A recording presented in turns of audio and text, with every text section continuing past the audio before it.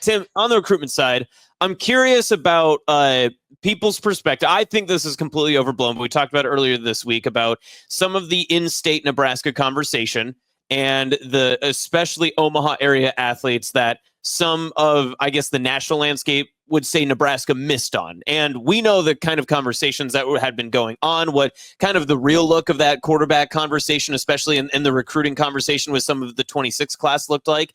But when you have such a standout athlete like Tory Pittman in the 27 class, does how Nebraska recruited the Omaha Metro in this year's upcoming cycle in 26 affect what could happen in 27? I don't think so, just because the way they've recruited Central has almost been different than the way they've recruited other schools, and that's not because of any specific reason. I think it is literally just a year ago, Nebraska staff recognizing the type of talent that Tory Pittman is and Kylan Haney is as well, and wanting to make sure they're in on those guys. And so I think they're kind of protected from some of that outside noise because they haven't really dealt with it. Like at Central, it's not like there's been a guy that's been kind of overlooked by Nebraska. And these guys play 7-on-7 too, but it's not like there's anyone really on their 7-on-7 teams either that is a blatant, oh, this guy was overlooked. Like you could maybe say Caprice Keith. But even that one, I think Caprice is pretty happy at Iowa State. And even if he did hypothetically have a Nebraska offer, I still think he maybe ends up at Iowa State. I just think that was kind of where his heart was at. And no, I mean, I think Pittman's a little protected from that. I do think, and what also is different there is Pittman and Haney, none of ours 24/7, the old rival, now rivals / on three, the databases don't accurately reflect how often both of those guys have been at Nebraska. We've been during these last 2 springs, practically every week, one of the two were there, whether it was Haney, whether it was Pittman, whether it was both of them. They've been around this program constantly. And as long as the campus is open to recruits, those guys are up there at least once every 2 weeks or so when the campus is open. So they're really familiar with the coaching staff. They're really familiar with the staff and the program.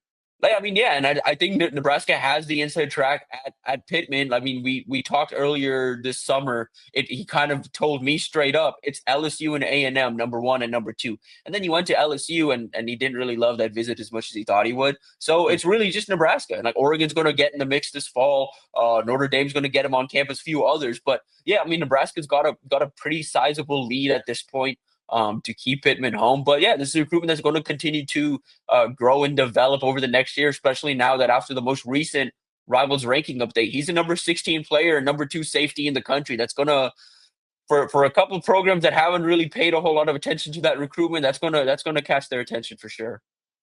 Tough look for Brian Kelly. Oh, someone met Brian Kelly and didn't like him. Color me shocked. I'm stunned. Tim, so there's been a couple people in our chat this week as we've talked about this process between the 26 and the 27 class with in-state recruits specifically that sort of intimated that they had heard that the staff doesn't necessarily have the best relationships with some of the high school coaches in the Metro. Is that something you've picked up on at all? Or because I haven't personally, but I'm curious what your thoughts are there. Not really. I mean, as far as I can tell, not really. I'm sure there are at some schools there are some ruffled feathers. I'm sure it's not super smooth at Bellevue West right now, considering how things have gone with Nebraska and some Bellevue West prospects over the years.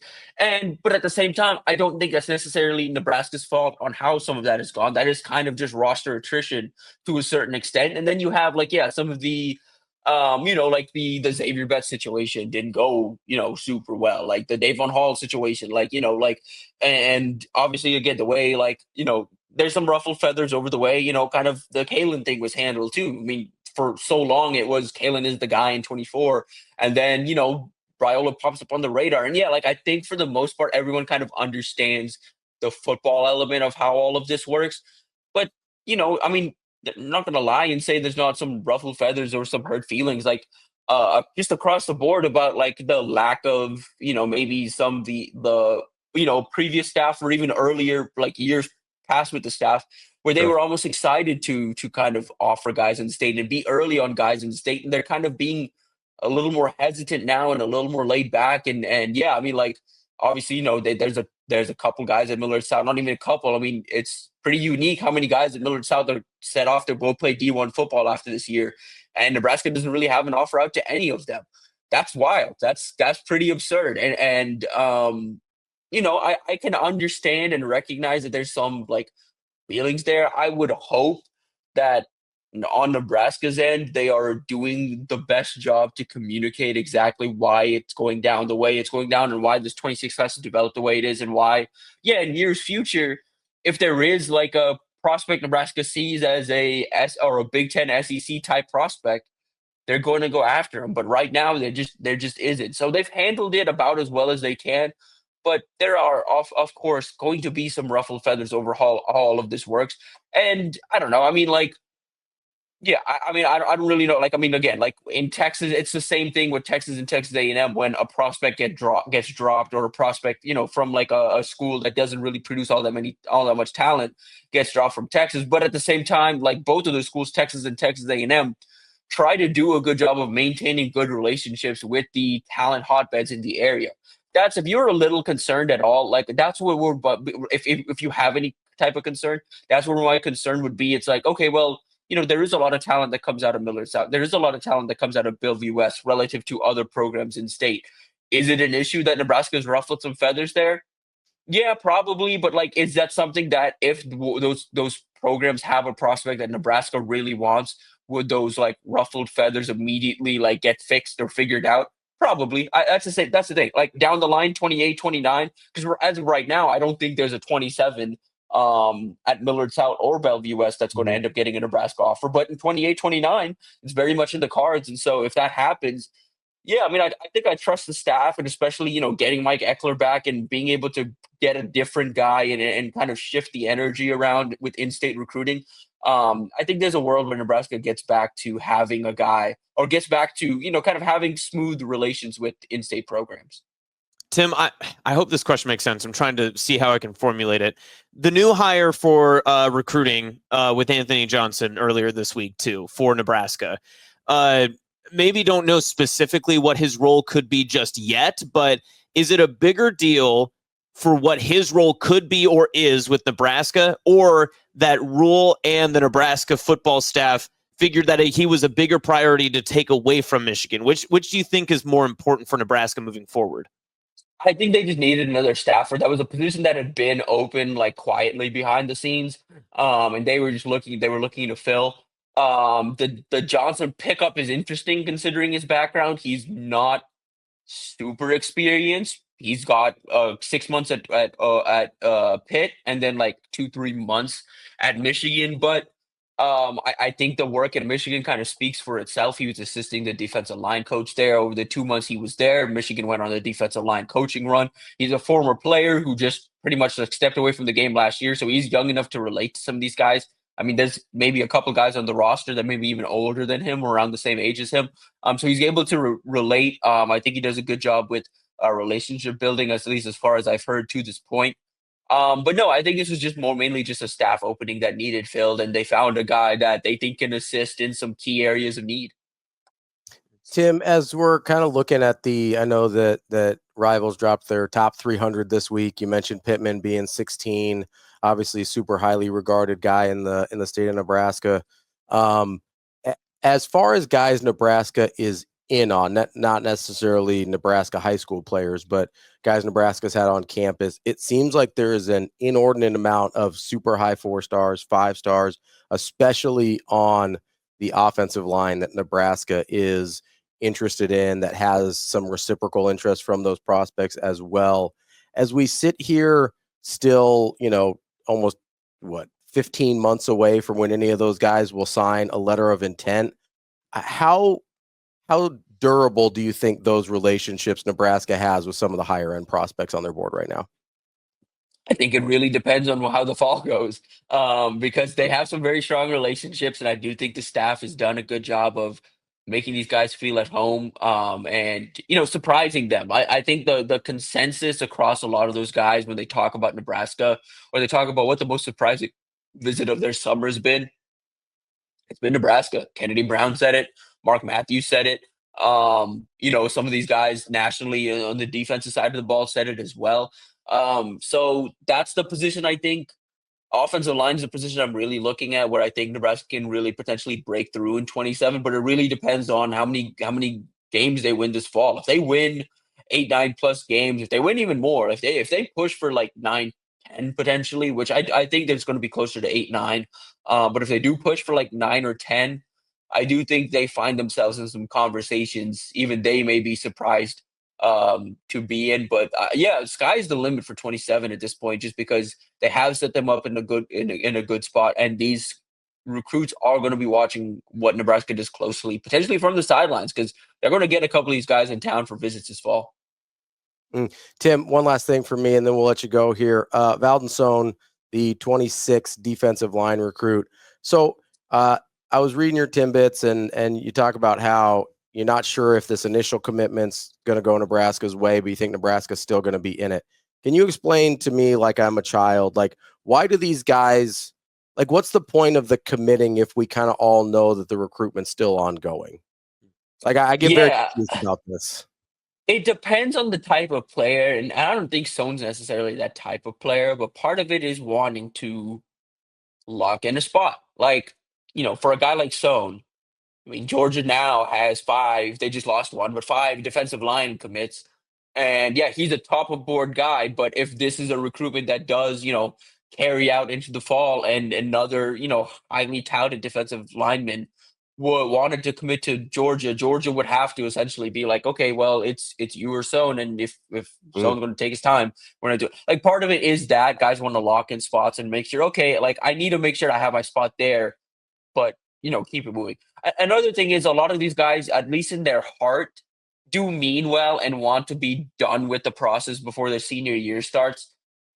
But the process never done. I mean, so many of these guys, like I can't tell you the amount of times I've talked to a recruit. I mean, I just talked to Jackson Campbell a little bit about it, about like, you assume and hope that announcing a top 5, announcing a commitment slows things down and maybe puts a pause on the recruitment and allows you to focus on things. And to Campbell's credit, I talked to him a little bit, and he said, yeah, like after committing, it's been pretty quiet. He's been relieved to have the majority of the process done. But there's other guys that are like, like I remember DJ Hicks back in the day. He was a 5-star defensive lineman 2 cycles ago that went to A&M. He was one that he announced his top 5, and his dad straight up called me the next day. And he's like, "Man, I thought the phone calls would stop. Like, I thought we were done, but like, it's just like," he's like, "Why is Oklahoma State calling me? Like, we're not going to Oklahoma State. Like, they're out of like."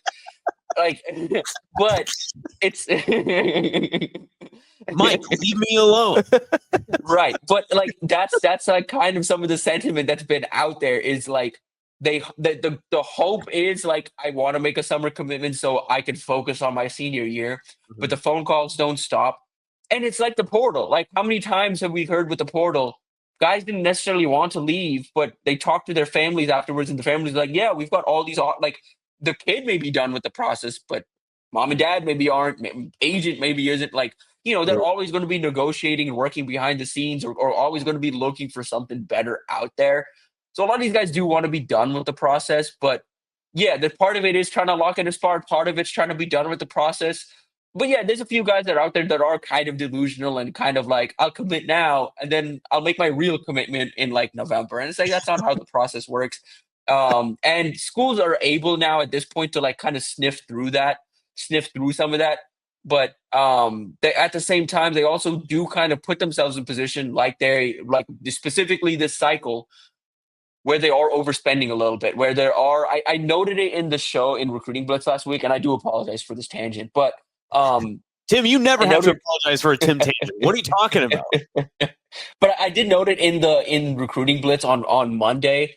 A lot of these guys, right, or some of these schools right now in 26, the way they're approaching this is like the cap isn't there and rev share isn't hit, and they are essentially spending like they were pre-July 1st and hoping that, okay, it won't really count because we're not going to mark all this down as rev share stuff until next year or the year after. Like, they're pushing this down the line.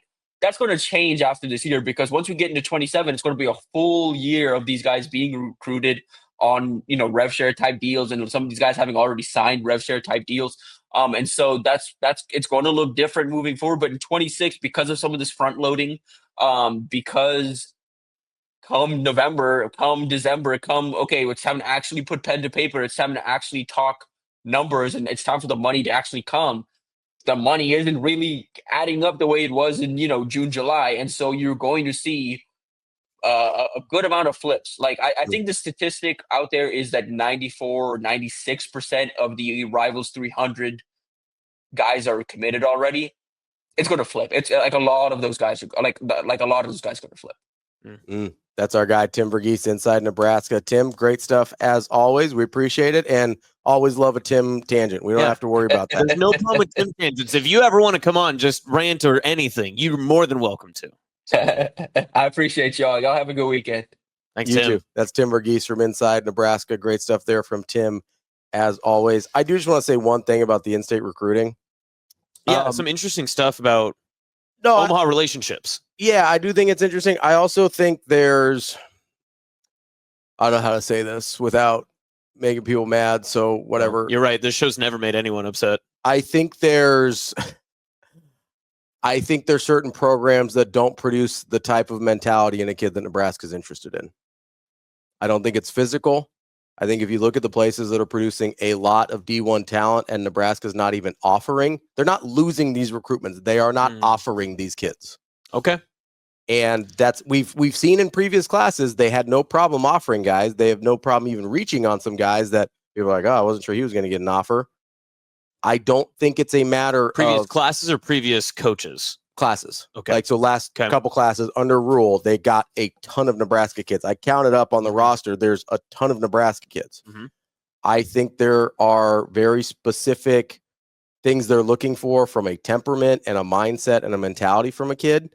And I think if you see them pass on somebody that has other power conference offers, that's what you need to think about when they're having this situation. And that's not to say none of these kids aren't mentally tough or anything like that. I think Nebraska is looking for something very specific. And if you don't meet that, especially if you're going with a smaller class like they are in 2026, they're going to be pretty choosy about not only the physical gifts, but also where you're at mentally. I mean, Coach Rhule talks about this all the time about guys' temperament and how they process things through summer and everything like that. I think that's what you should point to and look at if you're talking about guys that aren't getting offers from Nebraska. Well, I think Tim has said this before too. I think some of our Husker 24/7 guys, maybe Schaefer or Bruns, has said this as well. But when it comes down to a recruit that's similar, whether it's in-state, out-of-state, wherever, and there's similar traits, similar abilities comparative to another recruit. Yeah, all things being equal, Nebraska will always choose the one with, as DB would say, competitive stamina. And they'll always go with mental fortitude over another one. Absolutely. And that's nothing to say against, like you said, some of the athletes that are in the state, that are in the area that they didn't offer. Sometimes it's fit. Sometimes it's they choose to go after a different recruit from a different area, whatever the case is. Recruitment is fickle sometimes. It's very interesting how it all boils down to. But when it does come down to, if we're going to pick X player over Y player, what are the differences? And sometimes it's intangibles. And usually, actually, I would argue usually it is. The only one that I look at that I don't think falls into that category for sure, and I don't know about all of them, the one I think that doesn't fall in that category absolutely is Jet Tamala. I'd agree. Because I love his mentality. I love his mindset. You don't go from getting Big 12 commitment to an Alabama offer from a quarterback guru coach without showcasing something. I also think that was more of the circumstances of where Nebraska's quarterback board was, right? Yes. Obviously, you've got Dylan for at least this upcoming year and the next year, hopefully. I mean, if he goes pro after 3 years, that's a great thing for Nebraska. Yes. So I'm not going to say hopefully 2 more years, but whatever it looks like. Okay. And then you've got TJ Lateef right behind him. You've got Marco Davila, who was also a 4-star. Both those guys are 4-stars. And then you've got Dayton, who they genuinely like. But let's say Dayton was purely a nepotism play. Let's keep Dylan and Donnie happy, right? They have their marquee guy in 27. So like Jet kind of fell in class wise. And by the time Jet popped off in terms of his recruitment, where Jet fell in class wise didn't really make sense for Nebraska. They felt really good about Trey Taylor for a while. They really like TJ Lateef. They really like Marco Davila. They genuinely like Dayton. They do. Like I promise you that. Like they genuinely like Dayton. But even if they didn't, the way the recruiting board worked out over the last few years, a 2026 quarterback that's going to have an Alabama offer probably wasn't going to be a high priority for them in terms of what they wanted. 27 was the one they really wanted, and they wanted one last year with 25. I think they really are trying to stagger this so they don't have to start true freshmen anymore. And so you can start like a redshirt sophomore at quarterback, have them play for a couple years, and then be like, oh man, this kid's really good. Let's send him to the NFL now. Like that's, I think, the plan, not having to be like, oh gosh, we got to start another true freshman. Oh, we got to start another true freshman. I think they're trying to stagger this in a way where they can get some more experience in the system before they have to play. And Jet was kind of just in an awkward spot. That's the only one that I think for sure, mentality wise, is like, we like that kid, probably could play here, probably has the competitive stamina and the mentality to play here. Just kind of wasn't in the right spot at the right time for their board. Well, and I think also there's something to say too, and maybe this is fool's gold. Maybe this is me projecting my thoughts and feelings about the Rhule staff and how they interact and their relationships that they've built with some of these in-state recruits and the coaches and such. But sometimes it's doing right by the kid, right? That not getting this into a competitive battle where it's Jet having to pick between Nebraska and Alabama. Well, and I think what good does that do for Tamala if Nebraska's like, hey, we're kind of set, but you are the top quarterback in the state. Yes. We feel obligated to be able to offer you this. And then you put a kid in a bad spot where we feel really good about our quarterbacks right now. You are the top in-state quarterback. Your in-state team, your neighbors, your friends, your peers in your hallways are walking down asking if you're going to commit to the team down the road or in the South. I mean, it's being fair to the recruiter and to the kid that you're recruiting. We saw this with Danny Kaelin, right? We saw this exact situation with Danny Kaelin where he had SEC offers, he had big time offers, and not quite to the same degree as Alabama and Jet, but he had big time SEC offers. He was a kid that obviously from Nebraska, has Nebraska roots, and then there was kind of this back and forth. He was committed to Missouri, and then Nebraska came back into the situation, and then Dillon came back into the situation, and then he was going to go take a visit to Michigan State, and they ended up staying at Nebraska, and then he transfers to Virginia. Like, that's a tough spot for a kid from Nebraska. Like, Danny Kaelin probably dreamed his whole life of playing for Nebraska. Would it have been better off if you're in Nebraska if you just said, like, hey, Danny, I'm sorry, like, you should probably, like, this probably isn't the best fit for you now that we have this other quarterback in this class. And, like, so that's really, really hard. That's really challenging. And the lateness of when Dillon came into the picture really played a part in that. I don't think Nebraska meant to do any harm to Danny, but also you have this coach in Matt Rhule who is very adamant about trying to do the right thing by the kids, whether they're on his team, whether his recruits, whatever they are. Like, over and over and over again, he's telling these guys, like, you should probably go to the NFL. Like, this is probably your time. Or, man, I think you need another year. Or, hey, if you don't feel like this is the best place for you as a recruit, like, please go somewhere else. Like, I don't want you to feel pressured to go here if you don't think this is going to be a family for you. Like, that's kind of who he is. And I think he probably learned from the awkwardness of the Daniel Kaelin situation that, man, I really don't want to put especially an in-state kid through that again. You know, because that was really tough, even if they didn't mean any harm. And I'm sure they didn't. That ended up being a really difficult situation for Danny. And that's a great example of Rhule being completely for Nebraska, building himself into the fabric of it, but also being not from here to understand and to learn that, that it hurts more when Nebraska doesn't pick you comparative to where else you could go, or they pick someone over you. But it hurts even worse when they say, hey, you know what? Thanks for your time. We're actually like that's X, Y, or Z better. It's tough. You know, it's a really tough situation. I think they'd prefer not to put another Nebraska kid through that. And maybe we're totally off and that's not the reason at all. But I do think that's probably a factor in the Jet Tamala situation. And I'm almost positive timing was a factor in the Jet Tamala decision, in just terms of where the rest of the quarterback classes were lining up for Nebraska at that same time.